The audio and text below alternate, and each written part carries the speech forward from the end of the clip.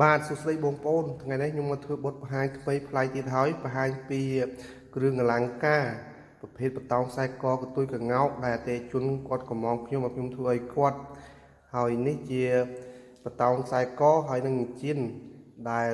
អតិថិជនគាត់កំងតាមការចង់បានរបស់គាត់ហើយត្បូងនេះគឺយកមកពីខេត្តរតនគិរីប្រភេទកទុយកងោកលេខ1ដុប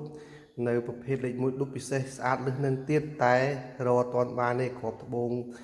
កទុយកងោកលេខ1ដុបពិសេសដោយសារយូរបានមានមកគ្រាប់ទេហើយបើសិនលេខ1ដុបអាចរកបានចឹងបើសិនបងប្អូនណាមានចំណាប់អារម្មណ៍ទិញត្បូងធម្មជាតិរបស់ខ្មែរយើងអាចតាក់ទងមកខ្ញុំបានតាមរយៈលេខទូរស័ព្ទគឺ0986880001ហើយលេខហ្នឹងអាចតាក់ទងតាម Telegram បានហើយខ្ញុំប្រើតាមមួយខ្សែហ្នឹងទេអត់មានប្រើច្រើនទេអញ្ចឹងបើសិនបងប្អូនមានលេខឆ្លង1000អញ្ចឹងតាក់ទងតាម Telegram ពូលេខ Telegram ទោះឆ្លង1000មិនក្តៅក៏អាចតាក់ទងបានដែរដោយសារប្រព័ន្ធអ៊ីនធឺណិតយើងឥឡូវវាសម្បូរអញ្ចឹងគ្រាន់តែបងប្អូនបញ្ចូលលុយក្នុង SIM card ហើយឬក៏ភ្ជាប់តាម Wi-Fi អាចបើក 4G ឬក៏ Wi-Fi បានតាក់ទងតាម Telegram ព្រោះ Telegram ទោះឆ្លងប្រព័ន្ធមិនក្តៅក៏យើងអាចតាក់ទងគ្នាបានដែរព្រោះភ្ជាប់ប្រព័ន្ធអ៊ីនធឺណិតដល់អញ្ចឹងទៅងាយស្រួលតាក់ទងគ្នានិយាយគ្នាបានបើសិនបងប្អូនមានចំណាប់អារម្មណ៍ចង់បានត្បូងធម្មជាតិរបស់ខ្មែរយើងហើយខ្ញុំក៏មានលក់ត្បូងធម្មជាតិរបស់ខ្មែរយើងដែរដែលត្បូងទាំងនោះយកមកពីខេត្តរតនគិរីខេត្តព្រះវិហារខេត្តកំពង់ធំខេត្តបៃលិនដែលជាត្បូងធម្មជាតិរបស់ខ្មែរយើងហើយបើសិនបងប្អូនធ្វើគ្រឿងអលង្ការនៅកន្លែងខ្ញុំឬក៏ទិញត្បូងពីខ្ញុំឲ្យបងប្អូនត្រួតពិនិត្យមើលមួយស្រីបើមានបញ្ហាបងប្អូនអាចដូរយកលុយវិញបានហើយក៏មានលក់ពេជ្រធម្មជាតិដែរដែលពេជ្រទាំងនោះអត់មាននៅស្រុកខ្មែរទេគឺនាំចូលទេស្រុកខ្មែរអត់មានពេជ្រទេ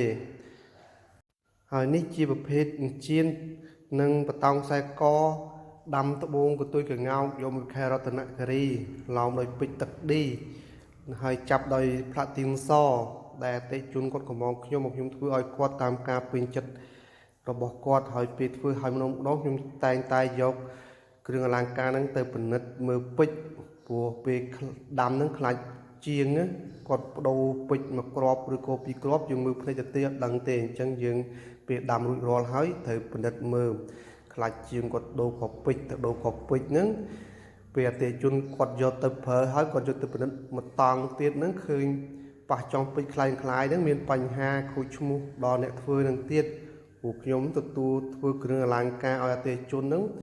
អតិថិជនគាត់ឲ្យលុយខ្ញុំមកហើយគាត់ចាំតែប្រើស្រាប់ទេដល់អញ្ចឹងទៅខ្លាចពេលគាត់យកទៅប្រើហ្នឹងគាត់ទៅពិនិត្យមើលមួយតង់ទៀត